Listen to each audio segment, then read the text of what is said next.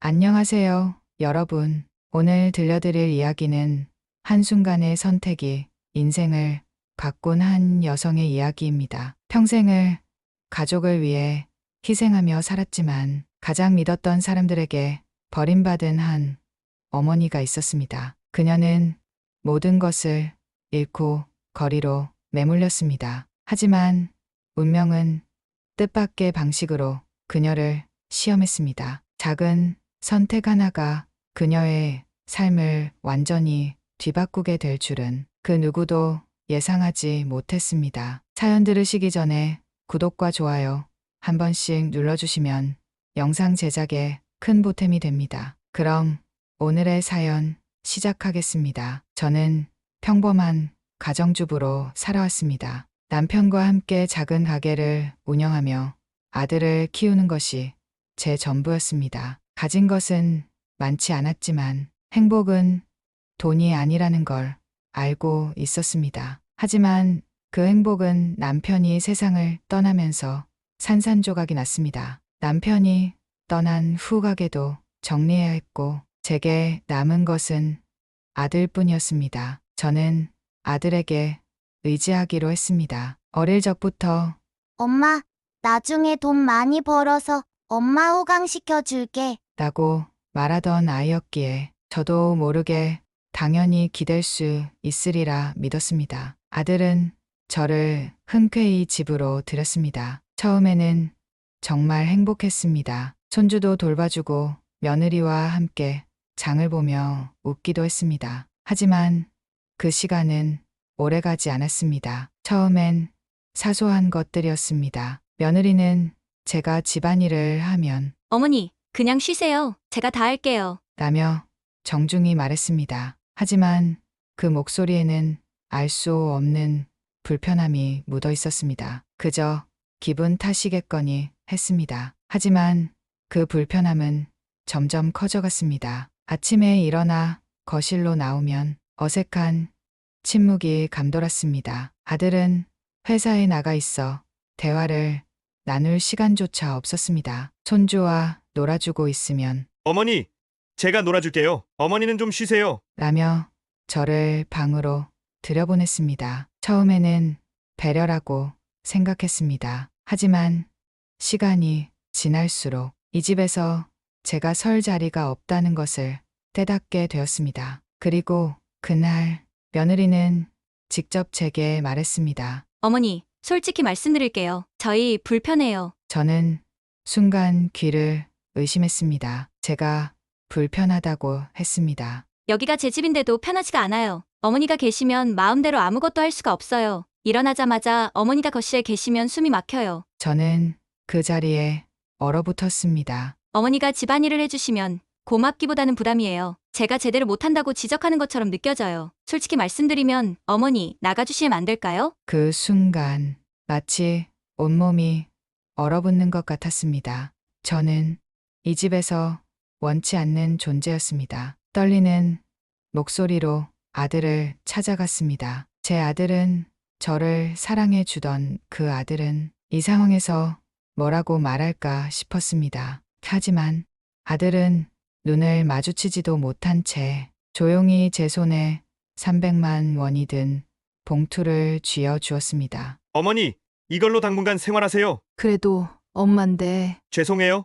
저도 여유가 없어서 더 도와드리지 못해서. 그 목소리는 차분했지만 저는 그 안에서 그들이 저를 떠밀어내고 싶어 한다는 것을 느낄 수 있었습니다. 저는 천천히 자리에서 일어섰습니다. 그리고 조용히 제가 살아온 50년이 담긴 집을 나섰습니다. 문이 닫히는 소리가 들렸습니다. 그 소리는 마치 제 인생의 마지막 페이지가 덮이는 소리처럼 들렸습니다. 집을 나와 걸었습니다. 한 걸음, 한 걸음 내디딜 때마다 다리에 힘이 풀리는 듯 했습니다. 평생을 가족을 위해 살아왔는데 이제는 내가 기댈 곳조차 없다는 현실이 믿기지 않았습니다. 어디로 가야 할지, 어디에서 살아야 할지, 앞으로 어떻게 살아야 할지 아무것도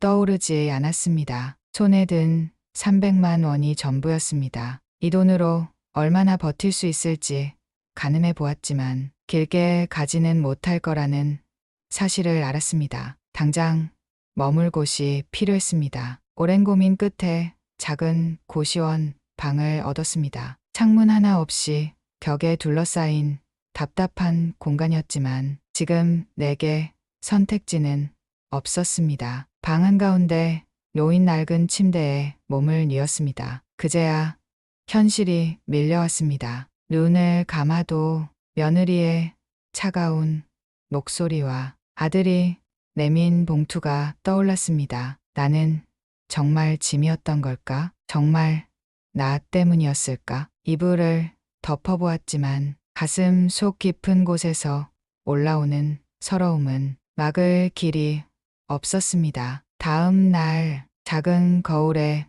비친 내 모습을 보았습니다. 초췌한 얼굴, 힘없는 눈빛, 그리고 끝없이 피곤해 보이는 표정. 하지만 주저앉아 있을 수만은 없었습니다. 먹고 살아야 했습니다. 내가 나를 책임져야 했습니다. 주변을 돌아다니며 일자리를 찾아보았지만 나이 많은 여자를 써주는 곳은 많지 않았습니다. 식당이며 마트며 하루 종일 돌아다녀도 죄송하지만 젊은 분을 구하고 있어서요. 라는 말만 돌아왔습니다. 점점 절박해졌습니다. 이대로 가다간 고시원 월세도 못 내고 길바닥에 나앉을지도 몰랐습니다. 그러던 중 길거리에 박스를 줍고 있는 한 아주머니가 눈에 들어왔습니다. 큰 리어카를 끌며 태지와 공병을 모으고 있었습니다. 나도 저걸 하면 돈을 벌 수 있을까? 망설였지만 다른 선택지가 없었습니다. 집으로 돌아가 커다란 자루를 하나 들고 나섰습니다. 처음에는 어떻게 해야 할지 몰랐습니다. 어디서 폐지를 주어야 하는지, 어디에 가면 돈이 되는지조차 몰랐습니다. 한참을 헤매다 보니 길가에 버려진 박스들이 보였습니다. 조심스럽게 허리를 숙여 그것들을 주었습니다. 손이 떨렸습니다. 이제 나는 이런 걸 주어야만 먹고 살 수 있는 사람이 된 걸까? 그런 생각이 스쳤지만 지금은 부끄러움보다 살아남는 것이 먼저였습니다. 처음에는 폐지를 줍는 것도 서툴렀습니다. 무거운 박스를 한 손으로 들고 반대의 손으로는 공병을 챙기며 이리저리 뛰어다녀야 했습니다. 지나가는 사람들의 시선이 신경 쓰였습니다. 한때 가족을 위해 헌신했던 나였는데 이제는 남들이 무심코 버린 쓰레기를 줍고 있다니.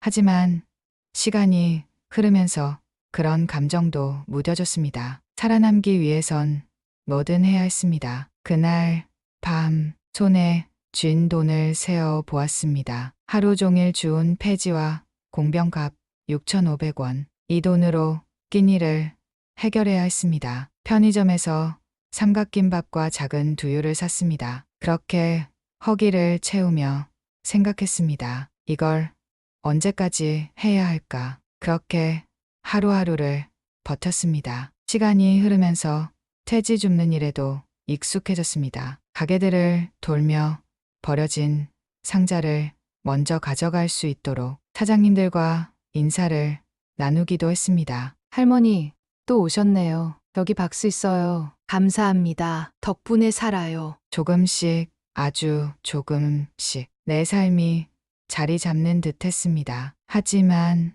그렇게 적응이 되어갈 즈음 뜻밖의 일이 벌어졌습니다. 그날도 평소처럼 폐지와 공병을 모아 고물상에 가려던 길이었습니다. 너무 피곤해서 오랜만에 작은 식당에서 국밥 한 그릇을 사 먹기로 했습니다. 작은 식당이었지만 따뜻한 국물 냄새가 진동했습니다. 가게 안으로 들어가니 주인 아주머니가 웃으며 말을 건넸습니다. 손님, 오늘 이벤트 하는 날이라 복권 한 장 드려요.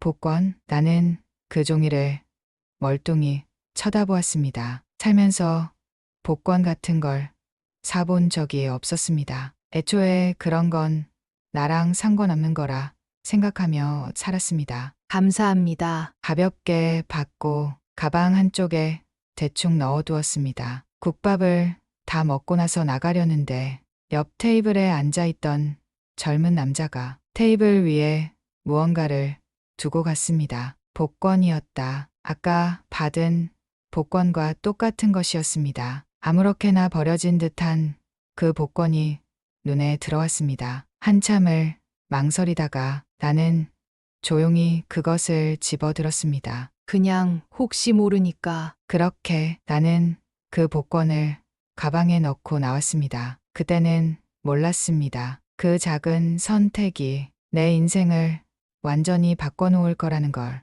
가방에 넣어둔 복권의 존재는 금방 잊혔습니다. 하루 벌어 하루 먹고 사는 저에게 복권 같은 건 사치였습니다. 그날도 평소처럼 새벽부터 길거리를 돌며 폐지와 공병을 모았습니다. 길가에 버려진 박스를 주우며 허리를 숙이고 커다란 자루를 한 손으로 붙잡고 다른 한 손으로는 무거운 리어카를 끌었습니다. 햇볕이 내리쬐는 한낮, 땀이 비 오듯 흘러내렸습니다. 하지만 쉴 틈이 없었습니다. 고물상에서 한 푼이라도 더 받으려면 조금이라도 더 모아야 했습니다. 할머니, 오늘도 오셨네요. 고물상 사장님이 반갑게 맞아주었습니다. 네. 오늘도 열심히 모았어요. 저는 힘겹게 리어카를 세우며 웃어 보였습니다. 요즘 폐지 가격이 더 떨어졌어요. 지난주보다 더 많이 모아야 돈이 돼요. 사장님의 말에 속이 답답해졌습니다. 폐지값을 깎아도 어쩔 수 없었습니다. 버티려면 더 열심히 모아야 했습니다. 그렇게 폐지를 팔고 받은 돈은 겨우 7,300원. 주머니 속에서 동전을 만지작거렸습니다. 오늘 저녁도 편의점 삼각김밥 하나로 때워야겠다고 생각했습니다. 고시원 방에 도착하니 몸이 녹초가 된 것 같았습니다. 좁은 방 안 낡은 침대에 털썩 주저앉았습니다. 무거운 가방을 내려놓으며 안에 든 것들을 정리했습니다. 그때 구겨진 종이 한 장이 눈에 띄었습니다. 식당에서 받은 복권, 그리고 손님이 두고 간 복권. 그제야 떠올랐습니다. 며칠 전 식당에서 2장을 챙겼던 기억이 났습니다. 그래. 그냥 심심풀이로 한번 보자. 나는 작은 방에 앉아 휴대폰으로 복권 당첨 번호를 검색했습니다. 그 순간 가슴이 철렁 내려앉았습니다. 첫 번째 번호가 맞았습니다. 두 번째 번호도, 세 번째 번호도, 번째, 다섯 번째, 그리고 마지막 번호까지 온몸이 얼어붙었습니다. 눈을 몇 번이나 깜박이며 번호를 다시 확인했습니다. 맞았습니다. 모두 정확히 일치했습니다. 나는 복권 1등에 당첨되었습니다. 머리가 새하얘졌습니다. 손에 든 복권이 점점 무겁게 느껴졌습니다. 손끝이 떨리기 시작했습니다. 숨이 가빠졌습니다. 이게 진짜일까? 나는 휴대폰을 꺼내 다시 한 번, 다시 100번이라도 확인하고 싶었습니다. 그러나 손이 덜덜 떨려 제대로 검색할 수도 없었습니다. 설마 내가 이런 일이? 그동안 살아오면서 이런 행운은 단 한 번도 없었습니다. 로또 같은 건 관심도 없었습니다. 그저 남이 버린 걸 주운 것뿐이었습니다. 그런데 이게 진짜라면? 그 순간 머릿속에 떠오르는 얼굴이 있었습니다. 아들과 며느리, 나를 짐처럼 여겼던 사람들, 집에서 내쫓으며 미안한 기색조차 없던 그들, 손에 봉투를 쥐어주며 이걸로 당분간 생활하세요. 라고 했던 차가운 목소리. 나는 천천히 복권을 내려다보았습니다. 지금 내 손에 들린 이 작은 종이가 그들에게 가장 큰 복수가 될 수도 있다. 다음 날 아침 나는 은행으로 향했습니다. 복권 당첨금을 수령하는 절차는 생각보다 까다로웠습니다. 여러 서류를 작성하고 신분 확인을 거쳐야 했습니다. 직원은 나를 몇 번이고 바라보았습니다. 이 돈을 어떻게 쓰실 계획이신가요? 직원의 질문에 나는 잠시 망설였습니다. 그리고 조용히 대답했습니다. 집을 살 겁니다. 나는 가장 먼저 부동산을 찾았습니다. 어떤 집을 찾으세요? 중개사가 물었습니다. 나는 주저없이 대답했습니다. 이 빌라를 사고 싶습니다. 중개사는 내가 가리킨 곳을 바라보았습니다. 그곳은 바로 아들과 며느리가 살고 있는 빌라였다. 그런데 이 빌라는 주인이 따로 있습니다. 그 주인과 거래하고 싶습니다. 나는 단호하게 말했다. 당연히 쉽지는 않았다. 집주인은 처음에는 팔 생각이 없어 보였다. 하지만 나는 시세보다 훨씬 높은 가격을 제시했다. 이 정도 금액이면 팔겠습니다. 결국 거래는 성사되었다. 나는 아들과 며느리가 사는 빌라의 새로운 주인이 되었다. 그들이 아직 이 사실을 모른다는 것이 중요했다. 나는 조용히 서류에 사인을 하고 이 모든 과정이 마무리되기를 기다렸다. 그동안 아들은 아무것도 모른 채 그 집에서 평소처럼 살아가고 있었을 것이다. 하지만 이제 모든 것이 바뀌었다. 이제는 내가 그 집의 주인이다. 나는 계약이 완료된 서류를 들고 천천히 빌라를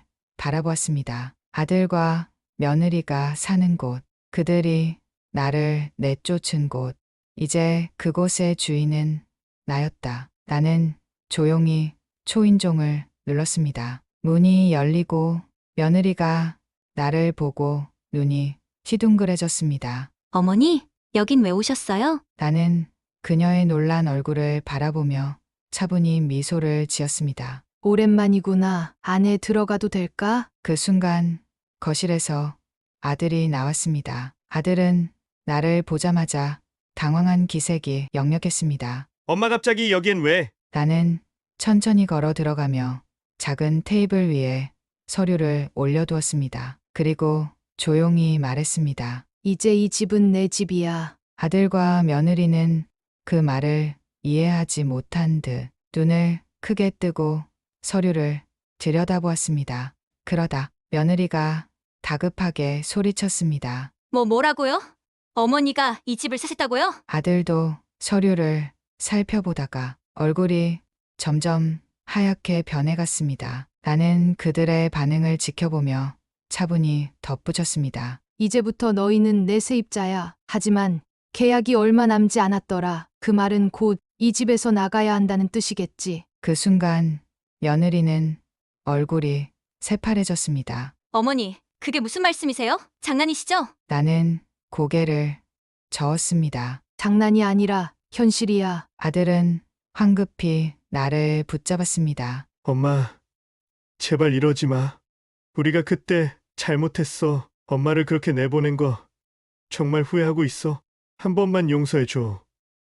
나는 가만히 그를 바라보았습니다. 그리고 단호하게 대답했습니다. 나는 너희가 후회하길 바랐던 게 아니야. 너희가 얼마나 잔인했는지 똑똑히 알게 해주고 싶었어. 아들과 며느리는 아무 말도 하지 못했습니다. 그저 멍한 얼굴로 나를 바라볼 뿐이었습니다. 나는 더 이상 할 말이 없다는 듯 천천히 자리에서 일어났습니다. 한 달 안에 나가도록 해. 그동안 내가 겪었던 것처럼 너희도 내가 가진 걸 한순간에 잃어보는 게 어떤 기분인지 알아야겠지. 그리고 나는 그 집을 떠났습니다. 뒤에서 아들과 며느리가 나를 부르는 소리가 들렸지만 나는 단 한 번도 뒤돌아보지 않았습니다. 아들과 며느리는 현실을 받아들이지 못한 듯했습니다. 나는 한 달이라는 시간을 주었지만 그들은 끝까지 버티려 했습니다. 며느리는 몇 번이나 나에게 찾아와 매달렸습니다. 어머니, 제발 한 번만 봐주세요. 그때는 제가 철이 없어서 그랬어요. 정말 잘못했어요. 다시는 그런 말 하지 않을게요. 아들도 울먹이는 목소리로 말했습니다. 엄마, 우리가 정말 미쳤었어. 그때 왜 그랬는지 모르겠어. 제발 한 번만 용서해줘. 나는 그들의 변명을 조용히 듣고 있었습니다. 그들의 눈물은 진심일지도 몰랐습니다. 하지만 나는 이미 충분히 상처받았고 그들이 내게 했던 말과 행동을 쉽게 잊을 수 없었습니다. 나는 한숨을 내쉬며 말했습니다. 한 달이면 충분한 시간이었어. 이제 나가야 해. 그리고 결국 아들과 며느리는 집에서 나갔습니다. 짐을 싸서 떠나는 그들의 뒷모습을 보며 나는 차가운 표정을 지었습니다. 그 순간 내가 집을 나서던 날이 떠올랐습니다. 문이 닫히던 그날 마치 인생이 끝나는 소리 같았던 그 순간 그렇게 떠났던 나는 다시 돌아와 이 집의 주인이 되었습니다. 그리고 그들은 나처럼 집을 잃고 떠나는 신세가 되었습니다. 나는 문을 닫았습니다. 이제 이 집은 온전히 내 것이었습니다. 하지만 복수를 끝냈다고 해서 마음이 완전히 후련한 것은 아니었습니다. 오히려 허탈함이 밀려왔습니다. 나는 이제 이곳에서 무엇을 해야 할까? 남은 인생을 어떻게 살아야 할까? 그때 문득 폐지를 줍던 시절 도와줬던 한 노인의 얼굴이 떠올랐습니다. 나에게 폐지 줍는 법을 가르쳐 주고 힘들 때 작은 위로를 건넸던 따뜻한 손길. 나는 그를 찾아가 보기로 했습니다. 나는 조용히 빌라를 떠나 길을 걸었습니다. 거리에 가득 쌓인 폐지와 공병들이 눈에 들어왔습니다. 예전 같았으면 나는 저것들을 주우려고 바쁘게 움직였겠지요. 하지만 이제는 더 이상 그렇게 살지 않아도 되었습니다. 그래도 내가 살아왔던 시간들을 쉽게 지울 수는 없었습니다.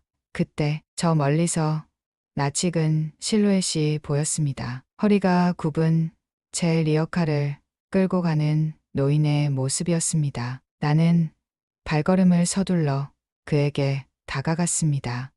어르신, 그가 천천히 고개를 들었습니다. 그리고 나를 보며 반갑게 웃었습니다. 아니, 이게 누구야? 잘 지냈어요? 나는 오랜만에 진심 어린 미소를 지으며 고개를 끄덕였습니다. 네. 덕분에 잘 지냈어요. 그는 내 얼굴을 가만히 바라보더니 어딘가 달라졌다고 느꼈는지 물었습니다. 표정이 많이 밝아졌네. 좋은 일이라도 있었어?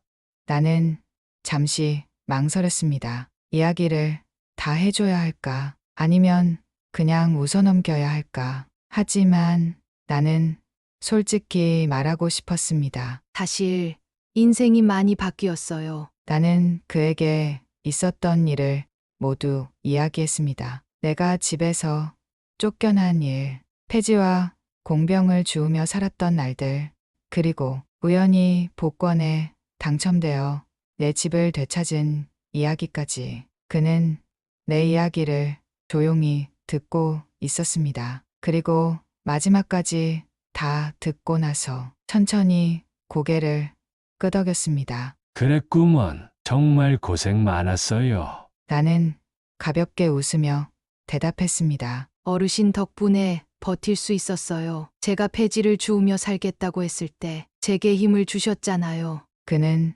쑥스러운 듯 웃으며 손을 휘휘 저었습니다. 아니야.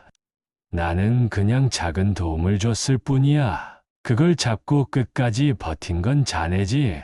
나는 한순간 울컥했습니다. 정말 그랬습니다. 어느 누구도 나를 도와주지 않았을 때 이 노인은 따뜻한 말 한마디를 건네주었습니다. 나는 그의 손을 꼭 잡았습니다. 어르신, 저한테 부탁 하나만 들어주실 수 있을까요? 그는 고개를 갸웃하며 물었습니다. 부탁이라니? 나는 깊이 숨을 들이마시고 천천히 말했습니다. 지금까지 폐지를 주우며 살았지만 이제 저는 새로운 삶을 살고 싶어요. 그런데 저 혼자 잘 사는 게 아니라 어르신 같은 분들과 함께 할 수 있는 방법을 찾고 싶어요. 그는 내 말을 듣고 잠시 생각하더니 천천히 웃으며 고개를 끄덕였습니다. 그래, 같이 해보자고.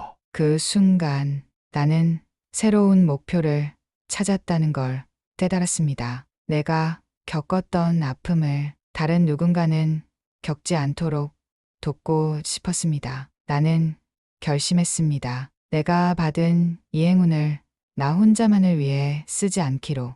며칠 후 나는 고물상을 다시 찾았습니다. 이곳에서 일하던 노인들은 여전히 무거운 폐지를 들고 힘겹게 리어카를 끌고 있었습니다. 그 모습을 보니 예전에 내가 떠올랐습니다. 더운 날에도 추운 날에도 버려진 상자 하나라도 더 주우려고 거리를 헤매던 나는 조용히 그들을 바라보다가 천천히 입을 열었습니다. 어르신들, 저와 함께 일해 보시겠어요? 사람들은 놀란 듯 나를 바라보았습니다. 나는 그들에게 설명했습니다. 여러분처럼 힘든 분들이 편하게 일하면서도 제대로 된 대가를 받을 수 있도록 작은 가게를 하나 열어보려고 합니다. 재활용품을 직접 모아 가게로 가져오시면 제가 그에 맞는 정당한 보수를 드릴 겁니다. 사람들은 어리둥절한 표정을 지었습니다. 그러자 내 옆에 있던 노인이 나섰습니다. 이 사람 말 믿어봐도 돼. 나도 처음엔 반신반의했는데 이제는 이 친구가 뭘 하려는지 알 것 같네. 나는 환하게 웃으며 덧붙였습니다. 여러분 덕분에 저도 버틸 수 있었습니다. 이제는 제가 여러분을 돕고 싶습니다. 조용하던 사람들 사이에서 작은 박수가 터져 나왔습니다. 그렇게 나는 재활용품을 가격에 매입하는 작은 가게를 열었습니다. 이곳에서는 폐지를 헐값에 넘기지 않아도 되었습니다. 공병 하나, 박스 하나에도 정당한 가치를 매겨 그들이 더 이상 손해를 보지 않도록 했습니다. 그 덕분에 이제는 허리를 펴고 살아갈 수 있는 사람들이 늘어났습니다. 나는 여전히 바빴습니다. 직접 공병을 나르기도 하고 가게에서 사람들과 함께 일하기도 했습니다. 하지만 예전과는 달랐습니다. 이제는 더 이상 외롭지 않았습니다. 그리고 나는 오래전부터 가슴속에 품고 있던 곳을 찾았습니다. 병원. 나는 병실 문 앞에 서서 한동안 깊은 숨을 내쉬었습니다. 그리고 조용히 문을 열었습니다. 침대 위에는 많이 야윈 얼굴이지만 여전히 따뜻한 눈빛을 가진 어머니가 계셨습니다. 엄마, 그 순간 어머니의 눈가가 붉어졌습니다. 우리 딸 이렇게 다시 보게 되는구나. 나는 어머니의 손을 꼭 잡았습니다. 그 손은 여전히 따뜻했습니다. 엄마, 이제 아무 걱정하지 마. 내가 다 해결했어. 어머니는 아무 말 없이 그저 내 손을 꼭 쥐고 있었습니다. 나는 천천히 미소를 지으며 그 손을 더욱 꽉 잡았습니다. 이제 내 인생은 다시 시작되고 있었습니다. 이번에는 내가 선택하는 삶을 살아가기로 했습니다. 오늘도 사연 정류장에서 사연 들어주셔서 감사합니다. 재미있게 들으셨다면 구독과 좋아요 부탁드립니다.